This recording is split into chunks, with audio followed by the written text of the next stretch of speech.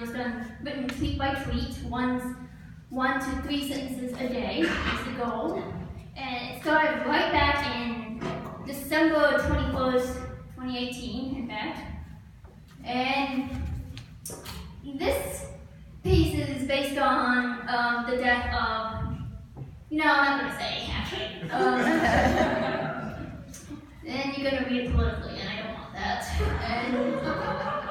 Okay, so here we go.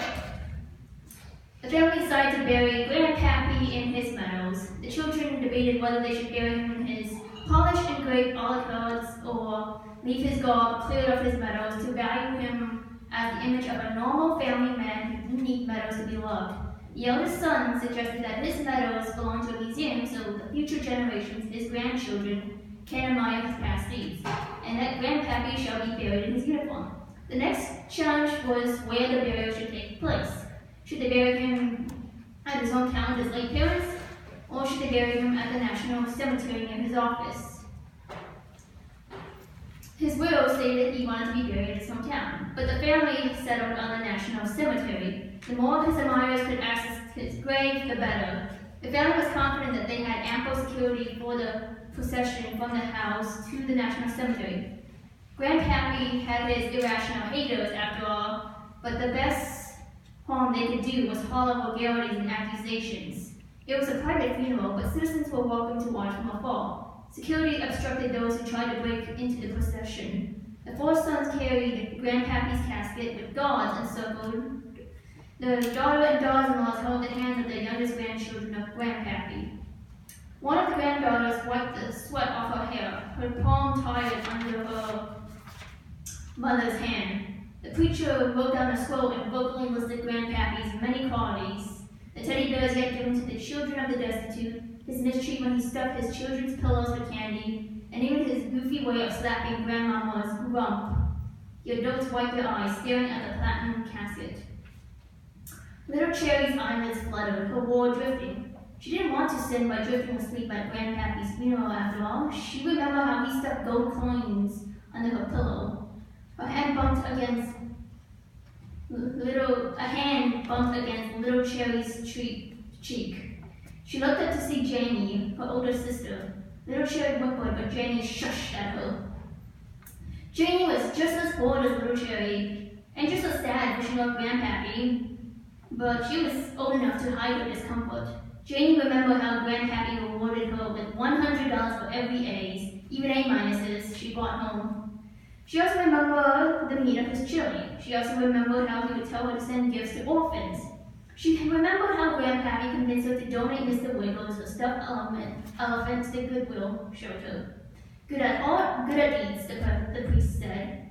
That closed the eulogy. One by one, each of Grandpappy's children stepped up to talk about how full of love he was, even through his tough loves and gentle moments. Everyone bowed down their heads. A long silence permeated the air. A wave of peace hit everyone, the children, the grandchildren, the followers waiting outside the gates, those in the living room watching the telecast.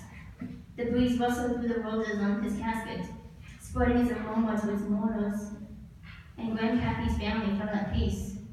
Cherry sniffed, a little jerked. Janie felt at home, like she was in Grandpappy's laps again, begging him for another tall. Some petals ripped from the roses and tumbled onto the onlooker's face, tumbled into the security's nostrils. It was the moment the live telecast found this lovely and prodigal, as if his spirit has flowed into the conscience of everyone and to spread its goodness.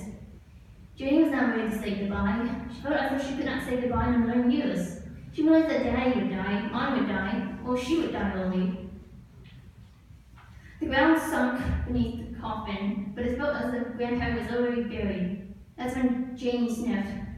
She did not glance at the cameras pointing at her, the soft clicks capturing her grave. As Grandpappy sunk into the pre-dug chasm, the earth trembled, and everyone assumed it was the shivers of grief. The pebbles rumbled on the ground. Roses fell off the coffin, but they assumed it was the force of the wind, not the force from the earth.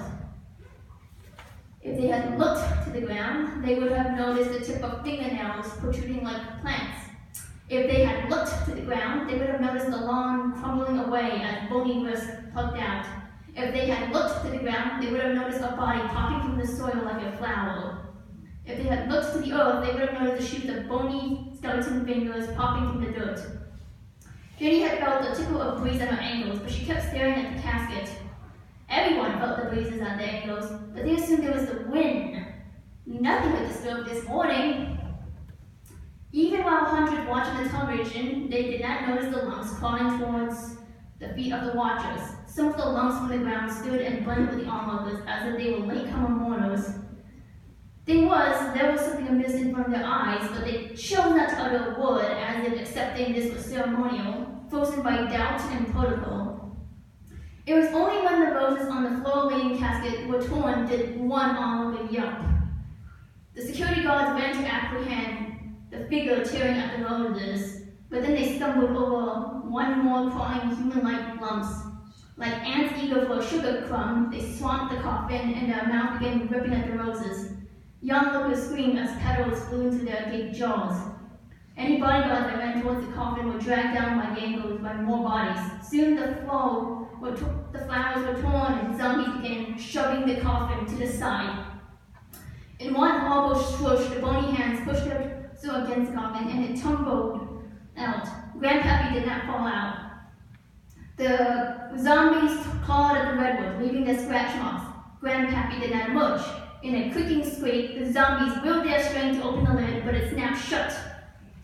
When the bodyguards beat them out and they started batting them, Grandpappy was safe for now. Then one zombie, ragged, perhaps the most beaten down, shoved open the lid, revealing Grandpappy's sleeping face to the light. Clawed fingernails impaled themselves on Grandpappy's shoulder as they slid him out, warming the corporeal shell out of his redwood shell. Grandpappy was dragged onto the pavement by the zombie. The security guards tried to wrench their way to the body, but through the clutter of bodies, no one could see where Grandpappy was being taken. Everyone scrambled and screamed, looking for familiar faces, but finding their hollow eyes and thick skulls.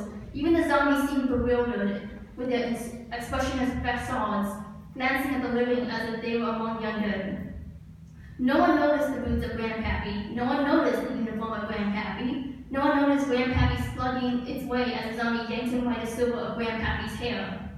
Through the bustling and swamp, Grandpappy just vanished. No one knew how everything cleared out, how the pavement cleared out.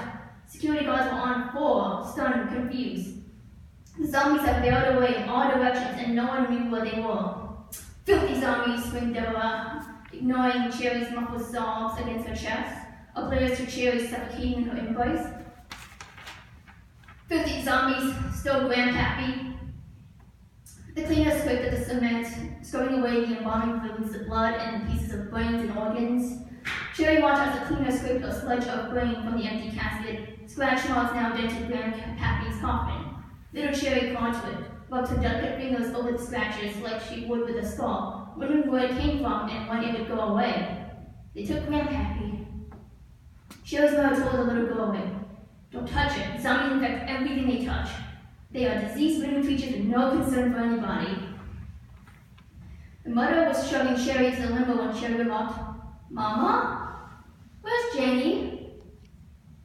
The mother froze. She had not seen Janie. She assumed she had been hugging Janie when the zombies popped out. The mother did not scream for Janie, but she collapsed. Her husband ran to catch her. It was Cherry who explained to God, Janie is gone. They checked everywhere, around the graveyard, into the chasms, chasms under descriptive tombstones, and chasms with no tombstones. They even checked Grandpappy's empty coffin, fathoming that she might have hidden herself there to escape the chaos. But Janie had vanished. They stole my Janie. Janie was nowhere, no one to be found. Meanwhile, Grandpappy was seated. By seated, tied to a chair, his head hanging limp from his floppy neck.